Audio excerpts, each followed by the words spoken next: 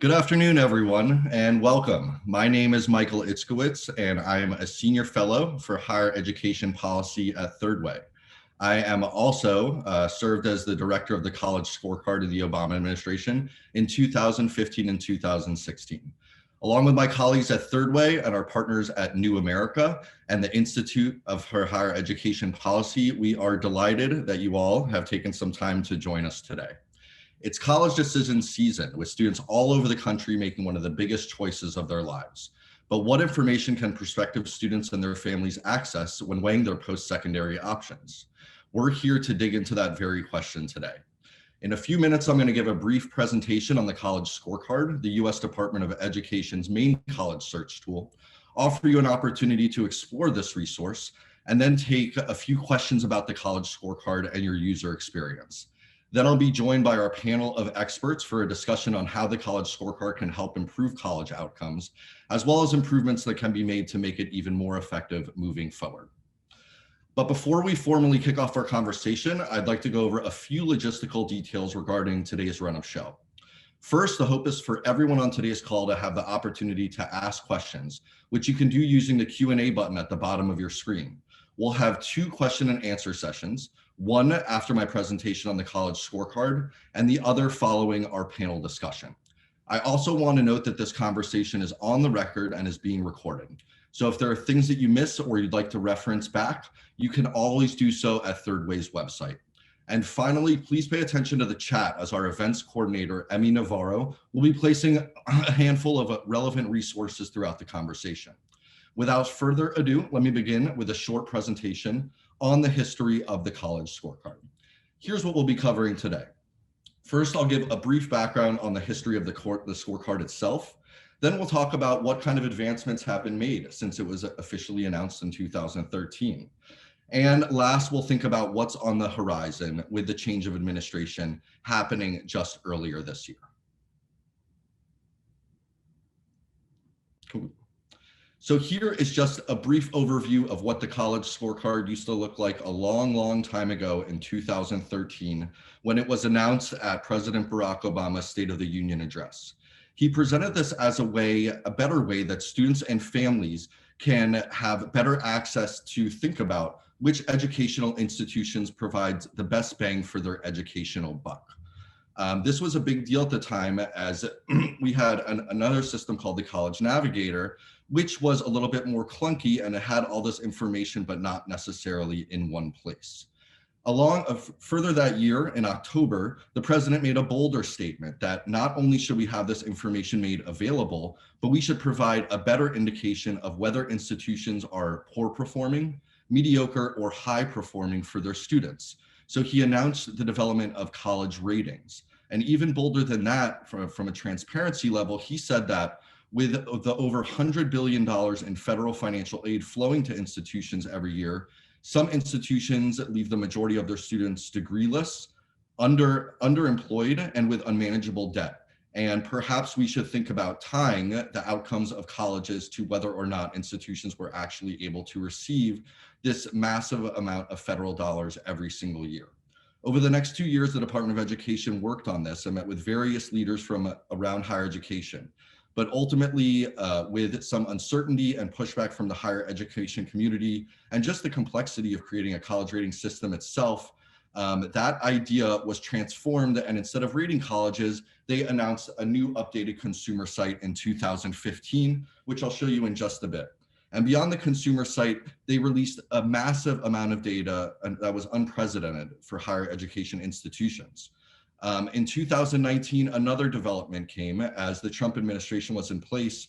There was previously a rule called gainful employment that used to hold college programs accountable. And if too many students left with too little earnings and too much debt, then they weren't able to receive federal financial aid. The DeVos administration had rescinded this and said that the College Scorecard can serve as a substitute to help drive market-driven accountability. And they also started to produce more granular data at the program level, as there's wide variation in earnings and debt within an institution itself. So here is just the front page of the College Scorecard to give you an indication of what it looks like today. You can search by a specific school, you could look by fields of study, or you can look at institutions that are within a certain radius of where you're living or where you'd like to live. If you were to do a search, and here I did a basic search with a certain SAT criteria within 50 miles of Washington, D.C., where I think a lot of you are probably joining us from today. Here you can see it produces a list of different institutions, along with some basic information on the front page in terms of how many students complete a degree at that institution, the range of salaries for the different types of programs, and the average annual cost after all scholarships and grants are deducted for the average student. You can also dig deeper. So here we look at Georgia State as one example. If you wanted to get some more information, you could see that 57% of students who enter Georgia State ultimately earn a degree within 8 years of entering the institution. On the left-hand side, you can also see that range of salaries, which vary substantially. Some of them only earning their graduates around $15,000 2 years after graduation, others earning up to their graduates to up to $70,000. On the right-hand side, you could also dig through a lot of additional information. Here you can see more of that program level earnings data that we talked about, but you can also look at costs, financial aid, and student demographics if those are things that you were interested in when exploring a specific institution.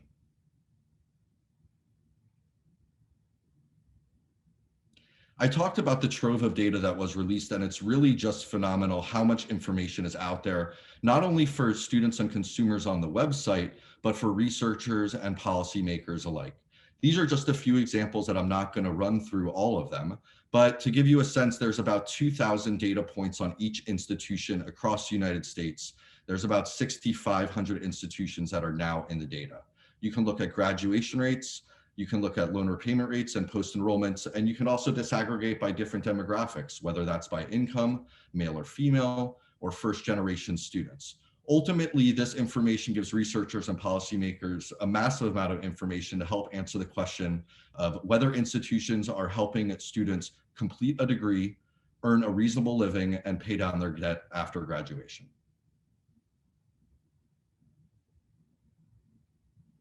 Now, there were 4 big changes that were made from the Obama administration to the Trump administration. And a lot of these changes were made on the consumer site, and you can say that they reflect different values of the administration themselves and what they were trying to present to students who were ultimately on the site.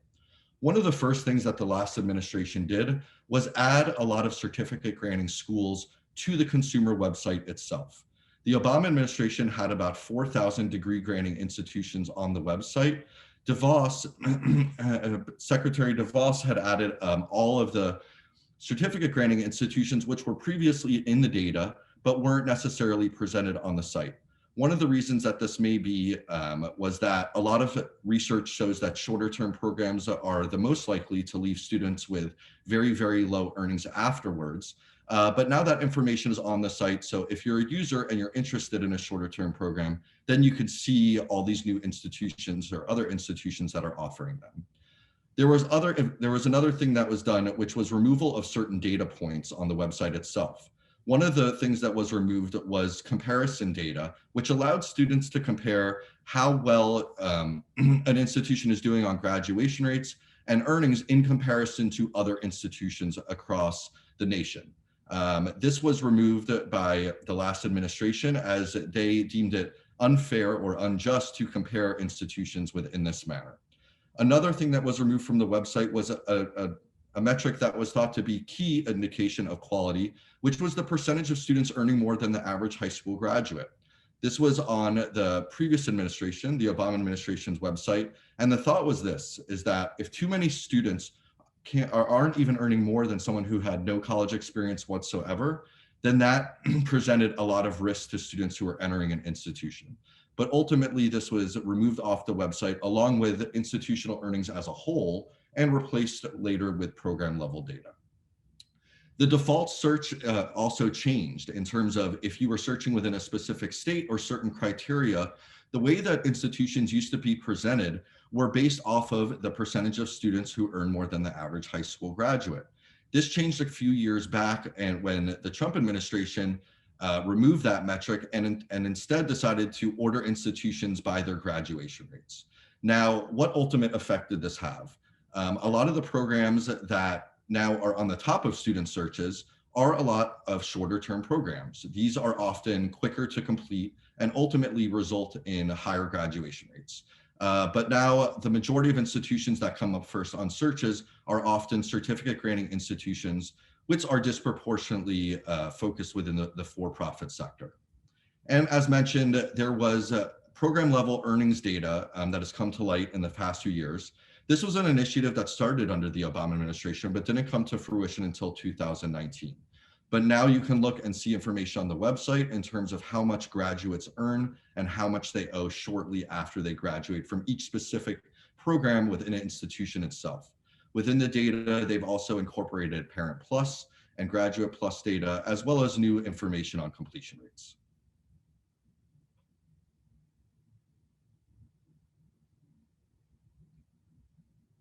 So what are possible advancements that can be made?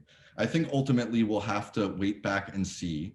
But as mentioned, there were some changes made during the last administration, and we'll have to see whether or not the current administration wants to change how students view certain institutions on the website.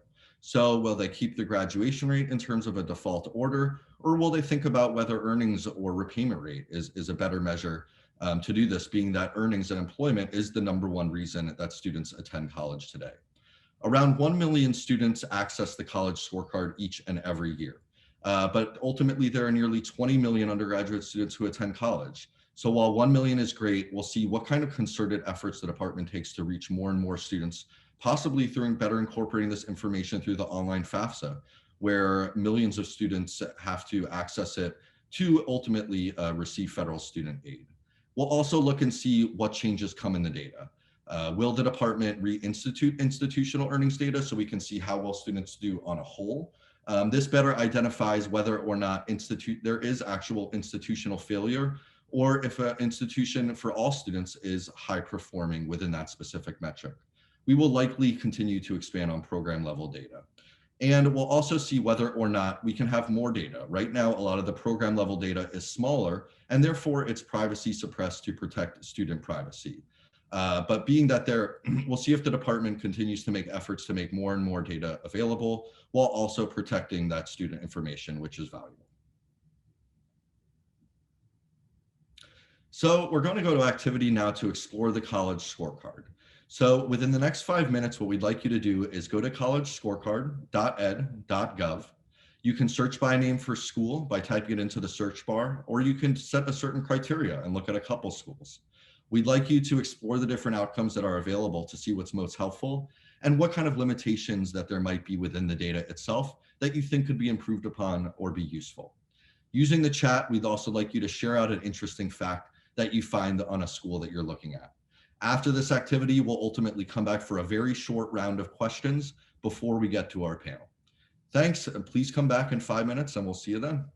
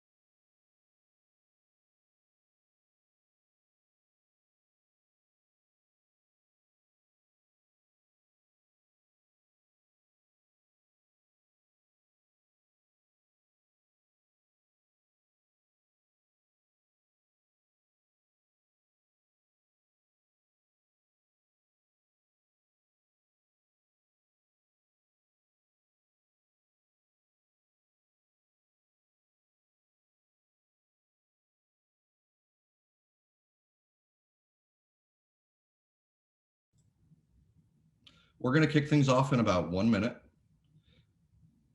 And I would love for folks to continue entering facts into the chat, as well as any questions that you may have.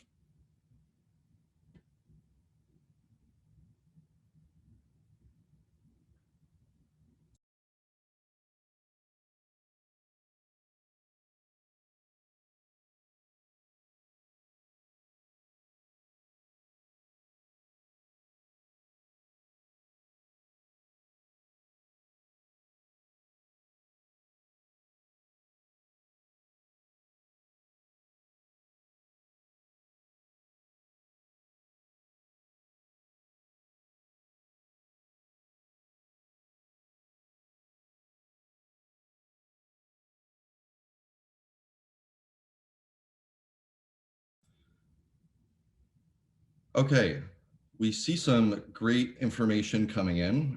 Thank you so much for your participation. And it seems like a lot of folks are sort of exploring what this can provide, as well as some ways that it can be improved upon. So first off, I'm going to respond to someone who mentioned that there is a lot of data that's unavailable within the fields of study. As mentioned, the department had begun to release this about 2 years ago. Right now, we're up to 2 years after graduation in terms of students that have graduated from a specific program within an institution. Because these programs are smaller and smaller cohorts than an institution, I actually ran an analysis to see that about 75 to 80% of programs are actually suppressed.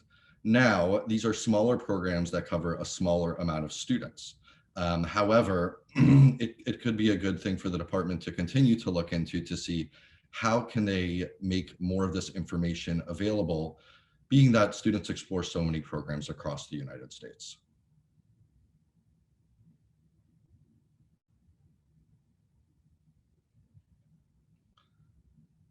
Okay.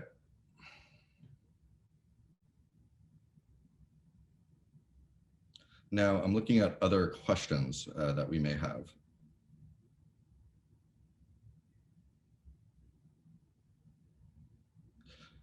So someone asked about the minimum amount that is of number, the N, to make information available.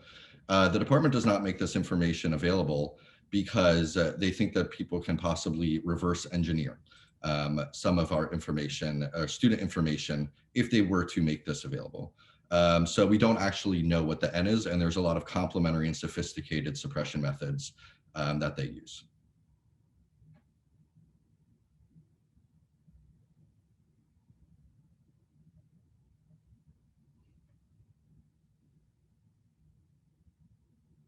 Okay.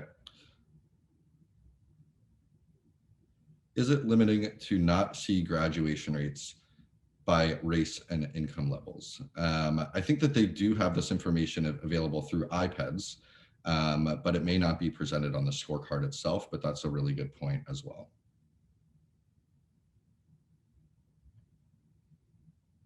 In terms of data accuracy quality, do you think public and private nonprofit universities somewhat differ? What I can say is that there is, differences in outcomes across sectors.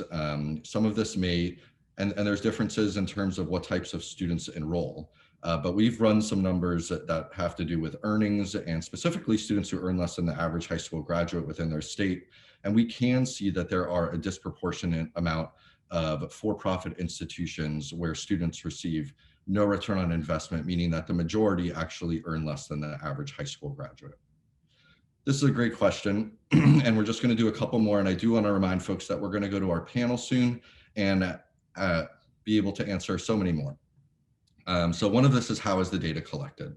So being that schools receive federal financial aid, some of this is a requirement that they self-report information to a system called iPads, where they talk about graduation rates, student enrollment, and cost, and many, many other variables. And this is also disaggregated in some ways by race and ethnicity and other information. So that's made available and reported to the department on an annual basis. The other information itself comes from financial aid systems. So students who take out federal loans, we're able to see the types of, the students who take out loans at each institution and whether or not they're able to repay them, even $1 over time, over a certain amount of time, or whether they're able to begin the process, or whether they've entered certain statuses such as delinquency or default. So this allows us to see whether or not students are actually able to make progress on their loans after leaving an institution. Someone asked about some information or legislation that could be enacted to make more information available to students. We are going to address that with our panel later on, because I know that they will have a lot to say about that. So that being said, we appreciate all the answers to your questions, and we can definitely answer more questions at the end. But right now, we are going to move on to our panel. So right now, we're going to have a discussion on existing data limitations and the current state of legislative play on data improvement with our panel of respected experts. First, we have Dr. Bryan Cook, the Vice President of Data and Policy Analysis at the Association of Public and Land-Grant Universities, affectionately known as APLU, whose membership consists of approximately 244 public research universities, state university systems, and affiliated organizations. Next, we have Mamie Voight, the Interim President at the Institute for Higher Education Policy, also known as IHEP, a nonpartisan, nonprofit research and advocacy organization committed to equity in higher education for all students, with a special focus on historically underserved populations.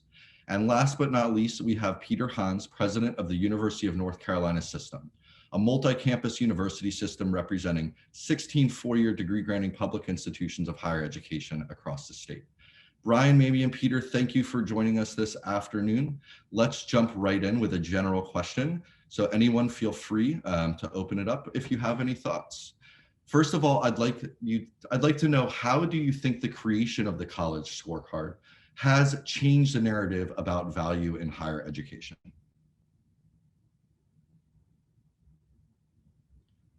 And we may need you to come off mute.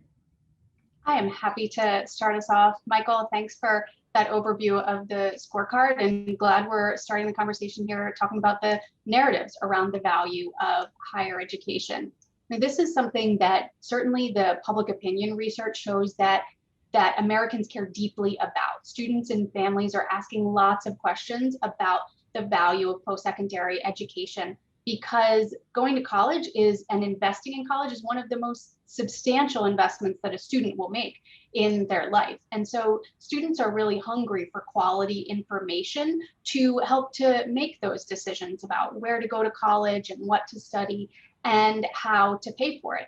And so the College Scorecard has been a critical step forward in providing that information to students, because people had those questions before the scorecard came into play.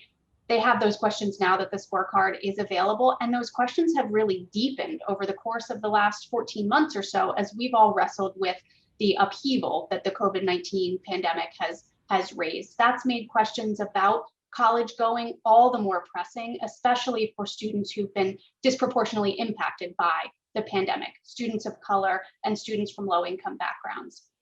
So the scorecard has been that incredible step forward because it's brought data to bear on these questions about value. It's brought evidence to bear on these conversations that students and families are having around kitchen tables to decide about their future and their next steps. And so the scorecard has been an important step there. And I know we'll talk throughout the rest of the conversation about some additional steps that could be made to enhance college transparency further. Awesome, thank you, Mamie. Yeah, Michael, I would just add on to what Mamie said. I think, part of the answer to your question about how scorecard has changed the narrative around value really depends on who the audience is that you're referring to. I think, as Mamie said, from a consumer perspective, I think there's a lot of valuable information in scorecard to help make decisions about where you may ultimately want to invest your money. But one thing I've always wondered, and some of my friends at NCES, I've teased about this, is wanting to get a better understanding of how much consumers are actually using scorecard as a resource, because I know that people like myself and Mamie use the scorecard a fair amount for analytical purposes and for policy analysis. And it's in that vein where I do have some concerns about the narrative being primarily focused around assigning sort of a monetary value to a college education or to the program of study. That somehow, if you're not earning X amount of dollars in a certain program, that program may not be of value. And so I do have some concerns in terms of the way the data can be used, but I do think as a general tool, it's certainly headed in the right direction, providing more information and a better understanding of some of the outcomes for our graduates. Great. And this leads really well into another question. And so I kind of want to ask you, Peter, how does the UNC system use scorecard data or other platforms to share outcomes data with prospective and current students? And with new data like program level data available, and now students have this in their hands if they want it, what role do you think a state system can play to better ensure that programs that are being offered are effectively filling the jobs of tomorrow? Yeah, hopefully a very proactive one, Michael. Thank you for the question. I'll share a few thoughts. I think public universities in particular have a heightened obligation, an institutional responsibility, I'd argue, to leave students better off than we found them. I led an effort to, and we just established here, a higher threshold for program approvals in the University of North Carolina system, as you say, 16 degree granting universities, 250,000 students. Particularly at the graduate level, we want to take a hard look at earnings, career outcomes, indebtedness, market demand, that sort of thing. Avoid unnecessary debt for students and families. That's absolutely our goal and intention. Important, of course, here to note that the data is vital for consumers, but also to drive incentives and accountability for college leaders, because the consumer data is very good, very helpful, particularly if we can get it in simple terms so that we can communicate it and promote it effectively. But the data-driven accountability is also critical, with measures like performance pay and strategic plans with key metrics. That transparency, the public reporting on progress, not just those dashboards that might not be easily accessible. I think also we've got to improve the data exchange between sectors. This has been a real hobby horse of mine. To get real improvement, we need continuous feedback and data sharing between universities, community colleges, K-12. There's so much data out there. If we could capture which high school students produce or which high schools themselves produce surprisingly strong college applicants, what sequences of community college courses lead to on-time graduations. I mean, we're bad at seeing those patterns and capturing them. Google can tell you when there's going to be an outbreak of the flu. Surely we can figure out some of these things to benefit higher education. And of course, at the same time, we've got to recognize the limitations of data, part of which would be addressed with the passage of the College Transparency Act, and very supportive of that, along with our home state Senator Tom Tillis and many others. There's so many variables in people's lives. How do we determine what outcomes most important for them? How do we ask 17-year-olds to figure out where they're going to be 10, 20 years from now? I know 17-year-old me might not have been able to answer that, although I'm expecting my music career to kick in at any point now. And of course, the data can hide a lot of variation between individuals and between institutions, and it's important not to lose that. So I'm very focused on the data here at UNC, particularly as it helps students and their families, but also how it drives our decision making. So I'd love to dig into that a little bit more. And, Bryan, I'd love to get your perspective. Like, we have this new program level data, which kind of shows different outcomes within each specific program at an institution. APLU represents hundreds of institutions across the US. We mentioned some limitations with the data and what can be helpful and what's can be improved upon. What data or information from the College Scorecard do you think could be most useful to institutions? And is there other information that could help spur continuous institutional improvement efforts? Yeah, I think that the data that's probably most useful is really the data around the earnings and data payment, because most of the other data that's in Scorecard you can get from iPads, and so it's not necessarily new. It's really the earnings and availability of debt and repayment data that is new, and so that's the information that I think is really illuminating for institutions when they're able to sort of dig in and look at it. Among some of our members, interestingly, one of the critiques that we've heard is that given that it's a consumer tool, it was designed for the purposes of the consumer, that as an analytical tool, it's a little clunky. And certainly extracting the data can be a bit challenging if you're not well versed in that area. And so we've actually gotten some requests to try and convert the massive amounts of data in the scorecard into a tool that would actually be more user-friendly for analytical purposes if you want to compare by sector and things like that, that you can't currently do with the tool. But yeah, in terms of the specific data, it's clearly the earnings and repayment that our schools are most concerned with, because that's relatively new to them in terms of availability. Great.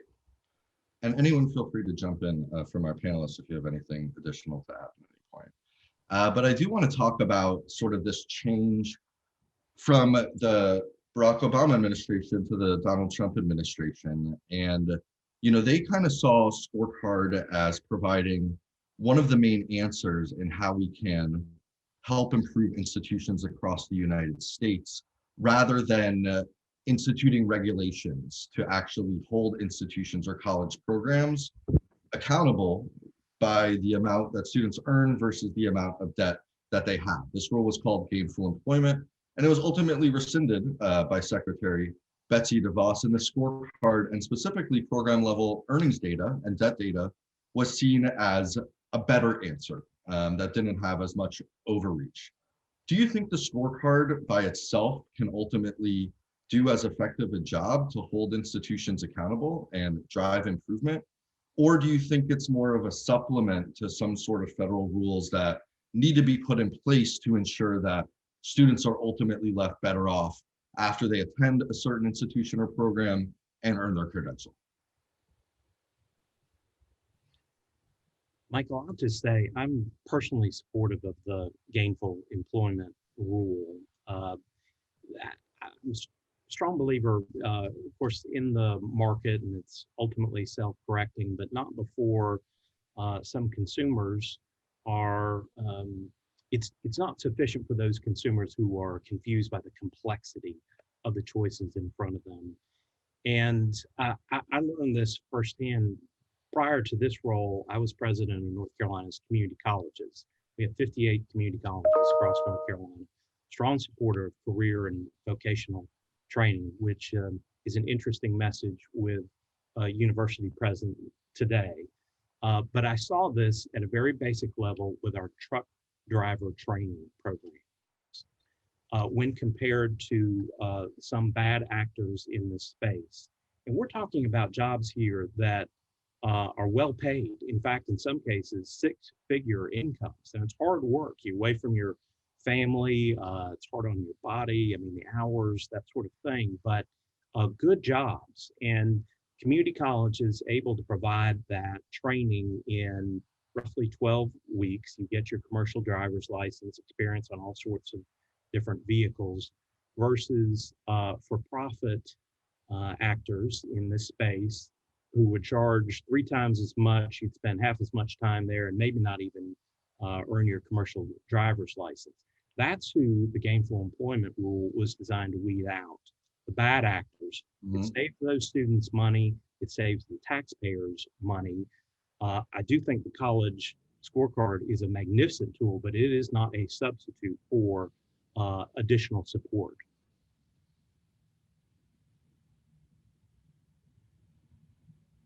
Okay, great.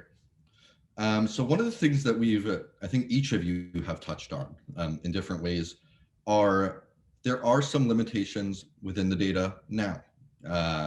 Forever, I believe since 1990, the way that the department had collected graduation rates was specific to first-time full-time students. They have since incorporated something else for degree grading institutions called outcome measures, which now look at part-time and transfer students. The earnings data itself only reflects students who had received federal financial aid. Mamie, I know you've been doing a lot of work on this at IHEP and working with lawmakers to figure out how can we get better information and more complete information for institutions and for students and families and for policymakers. Can you talk about some of those limitations and ways that you think that we can ultimately improve upon them moving forward? Absolutely. And you really laid out some of the challenges there with the data that we have available at this point. Our current data systems, they are incomplete, they're burdensome, they're duplicative, they're a maze in terms of what data are available. And so while we have a lot of data, we're data rich, but information poor, because the information we have, it fails to count all students, it fails to count all outcomes. So information like the earnings data that we're talking on the College Scorecard, for example, like you said, Michael, it's missing students who don't receive Title IV financial aid. That's about 30% of students in the nation who are not being counted in these earnings data on the scorecard.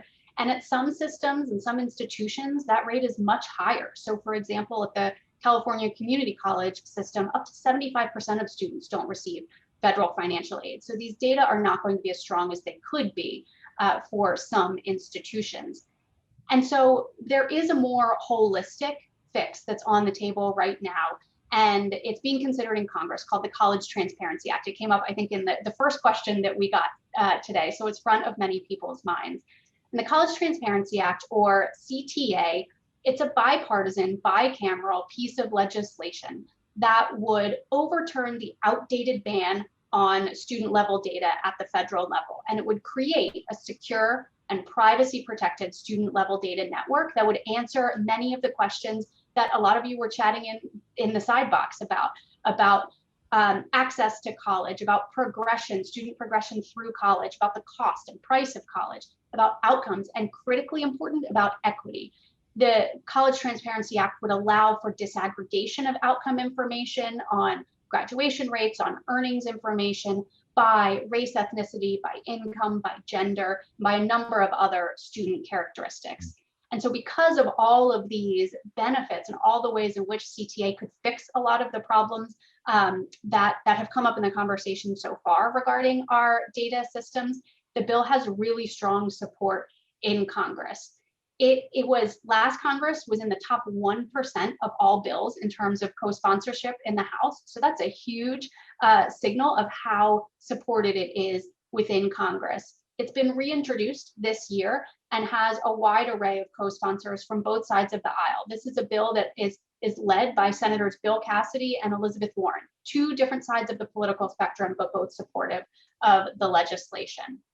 Also, 150 organizations have signed on in support of this legislation for the same reasons that we've described in terms of the really transformative power that it could have to address many of the points that have come up here in terms of data limitations.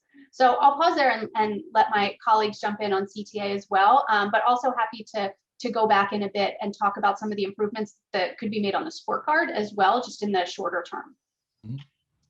Yeah, Michael, one thing I would add on to what Mamie said by way of example is, something as simple as, understanding from an access perspective what the applicant pool looks like. So, IPEDS does collect information on applicants, admits, and enrollees, but that information is not collected by race ethnicity. So when you're talking about an institution and the percent of first-year students who come in who are underrepresented minorities, you can't compare that to what was in the applicant pool. And sometimes that can make a huge difference. If the entering class is 10% URM, but the applicant pool was only 7% URM, they actually did a pretty good job. But if the applicant pool was 30% URM, they didn't. And that's basic information that in 2021, you would think we have, and we don't. So just underscoring Mamie's point that we're data rich, but information poor. I really like that saying too. Okay, so we are going to open up the chat box for some questions. So feel free to ask away. It's a good opportunity to ask our esteemed panelists any specific questions that you may have on the scorecard or on data or on APLU or on UNC college systems themselves. I don't want to volunteer, Mamie, but I see one of the first questions that came up was around the privacy concerns in CTA, and I know Mamie spent a lot of time on that. And so, yeah, we probably want to do, I know that's a big. I'll just reiterate the question in case folks aren't following along. But yeah, there was a question in the chat box regarding, are there certain student privacy concerns within the College Transparency Act? And how concerned should we be with that? Yeah, it's a great question because student privacy and data security need to be at the forefront of any conversation about data policy. And they have been at the very forefront of conversations about the College Transparency Act in particular.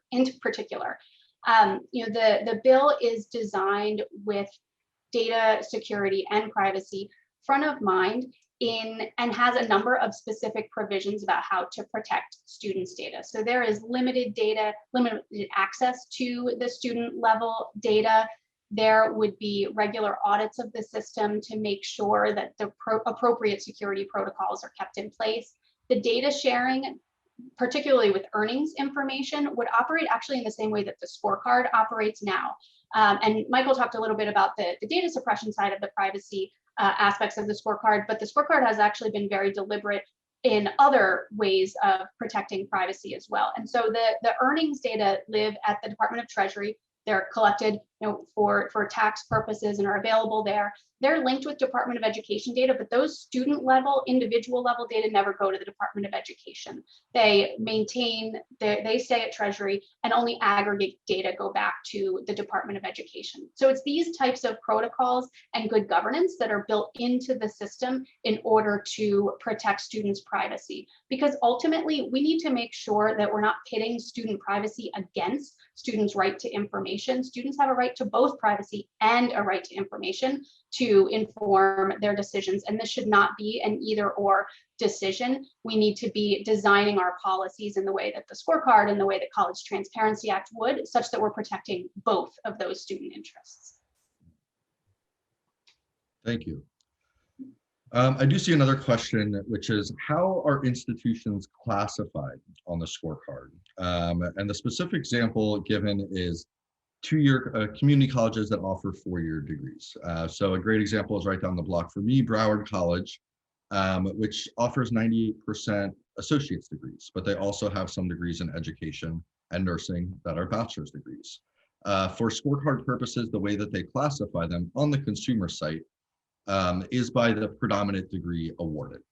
So if an institution offers 98% associate's degrees, they are going to be presented as an associate's degree granting institution, even though they offer a small selection of bachelor's degrees. And that applies to all institutions on the consumer side. Okay. And Michael, if I could just chime in there, I think there is a strong tendency, natural human tendency, to compare apples to oranges using data like these if we're not careful. Even within the UNC system, again, we got 16 universities from Chapel Hill and NC State, 5 HBCUs, large regional institutions, to an arts conservatory, et cetera. And so there's that variation is often driven by admissions, selectivity, Carnegie classification, et cetera. So just to be careful about, those comparisons and conclude that one is adding more value than another. But the data, if we can focus on growth and improvement over time, particularly with the scorecard, is a university moving in the right direction on the measures of earning and debt? And what can we do to support them and hold them accountable? How positive that would be. And if for our analytical folks on the call who wish to dig into the 2,000 variables, you can look at it by the highest degree awarded. You can look at it as the predominant degree awarded. You can also look at it by Carnegie classification. So there's a number of different ways you can cut the data in terms of how you want to look at and possibly compare institutions to one another. Peter, you do have another question while we have you here. How can we get other institution leaders like yourself to champion the importance and usage of data?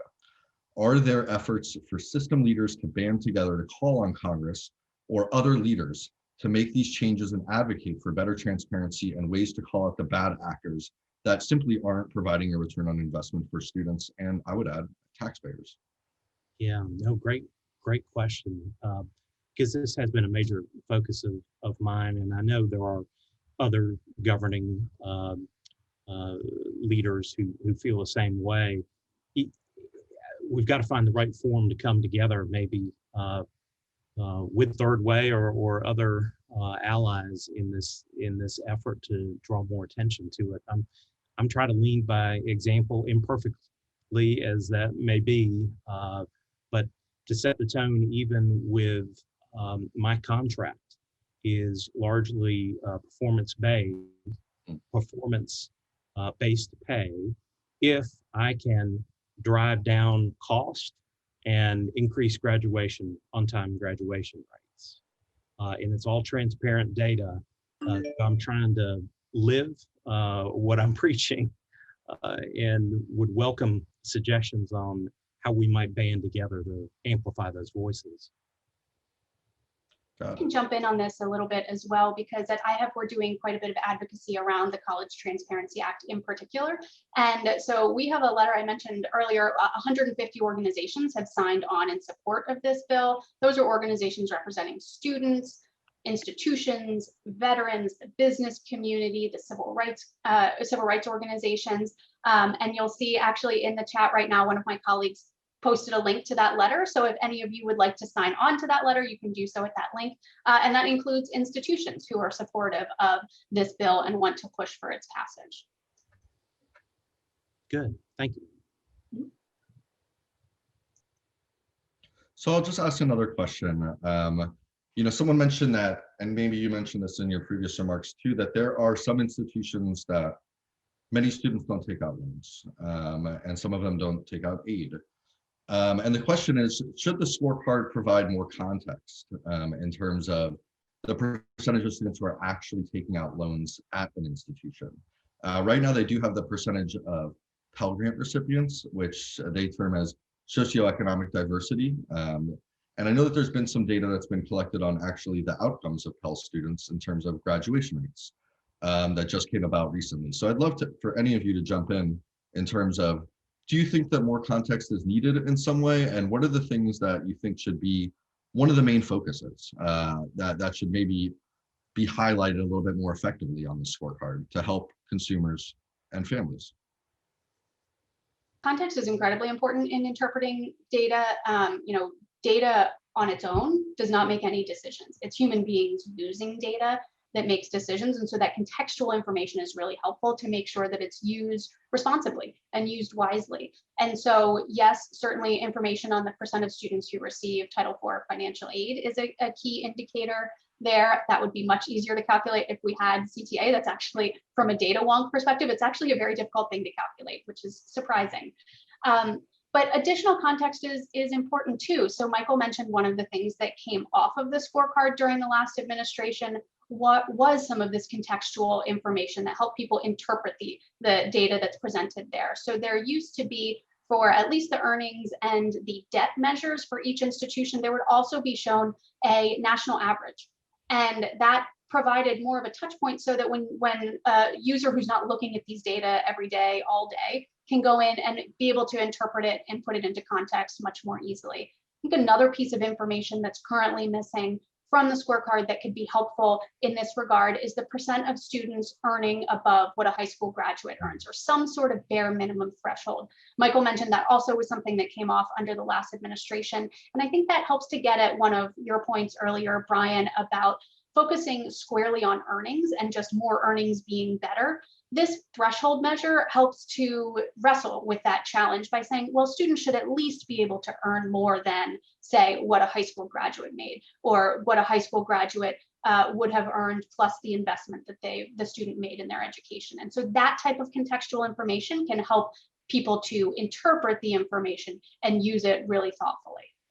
So we're getting close to the end, but I do see another question, and I appreciate everyone's questions coming in. And if there's ways that I can be helpful in answering more of these down the line, please feel free to reach out to me, as I'd love to be as helpful as possible. But someone mentioned that sometimes we notice that there are very poor outcomes at institutions. They specifically asked, what should the scorecard do when things don't go well, such as students who don't complete a program, including why and when, or I would add, if their earnings are substantially lower than other people in their state, or certain geographic reasons where we see such a high percentage of students unable to pay down their educational debt.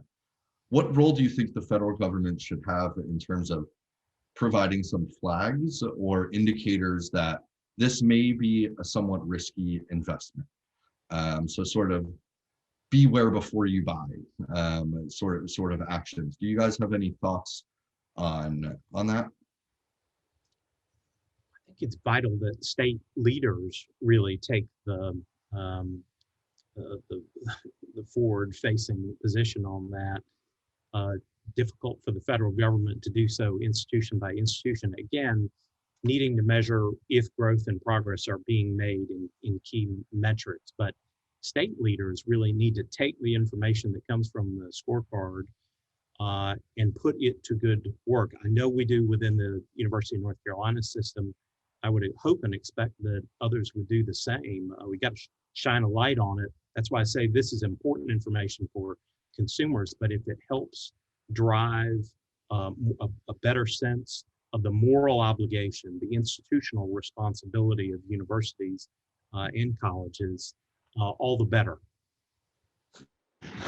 And I would just add that, you know, one of the most important things that can be done is to, I don't want to say the accuracy of the data, but to make sure that the data is as quality as it can be, particularly on measures that are being used to assess the quality of an institution.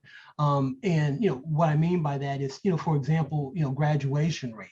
You know, because of some of the limitations around the first-time full-time graduation rate, a few years back, APLU partnered with some other associations to create the student achievement measure, which actually looks beyond sort of the IPEDS graduation rate. And one of the things that you'll find is there are schools who have a 35% graduation rate in IPEDS, but then you find another 20-25% of their students have actually transferred to another institution. Now, you can quibble with whether or not it's good that such a large segment of students transfer from one institution to another, but they're not dropouts. And so the way that IPEDS typically portrays an institution is, if 35% of your students graduated, well, then the rest of them are dropouts. And so if you don't have that context, as Mamie pointed out, you know, it can be misleading. So in addition to policy measures, I think making sure that the data that you provide students to use is very accurate, very transparent of what it's actually saying. Great. Okay. Now I'm going to ask one last question and ask you all to use 15 seconds of your time as we're running very, very low.